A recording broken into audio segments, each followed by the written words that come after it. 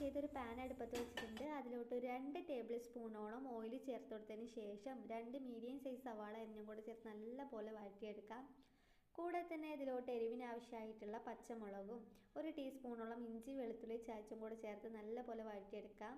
പിന്നീട് നമുക്ക് ഇതിലേക്കുള്ള പൊടികൾ ചേർത്ത് കൊടുക്കുക. ഒരു 1/4 ടീസ്പൂണോളം മഞ്ഞൾപ്പൊടിയും, 1/2 ടീസ്പൂണോളം കുരുമുളക് പൊടി, 1/2 ടീസ്പൂണോളം ഗരം മസാല, 1/2 ടീസ്പൂൺ തന്നെ ചിക്കൻ മസാലയും കൂടെ ചേർത്തിട്ടുണ്ട്. പിന്നെ ഇതിലേക്ക് ആവശ്യത്തിനുള്ള ഉപ്പും കൂടെ ചേർത്ത് നല്ലപോലെ മിക്സ് ചെയ്തെടുക്കാം.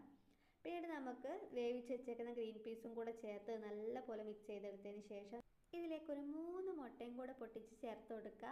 അതിനുശേഷം നല്ലപോലെ ചിക്കിയെടുക്കുക. അപ്പോൾ നല്ലപോലെ ചിക്കിയെടുത്തതിന് ശേഷം നമുക്ക് ഇതിലോട്ട് ലാസ്റ്റായിട്ട് കുറച്ച് മല്ലിയില അരിഞ്ഞതും കുറച്ച് തക്കാളി അരിഞ്ഞും കൂടെ ചേർത്ത് കഴിഞ്ഞാൽ നമ്മൾ അടിപൊളിയായിട്ടുള്ള കോഴിക്കോട് ബീച്ചിലൊക്കെ കിട്ടുന്ന നമ്മുടെ ഗ്രീൻ പീസ് എഗ് മസാല ഇവിടെ റെഡിയായി. അപ്പോൾ വീഡിയോ ഇഷ്ടമായി ഒന്ന് ലൈക്ക് ചെയ്യുക. ഇതുപോലുള്ള വീഡിയോസിനായിട്ട് നമ്മൾ ചാനൽ സബ്സ്ക്രൈബ് ചെയ്ത് സപ്പോർട്ട് ചെയ്യുക. താങ്ക്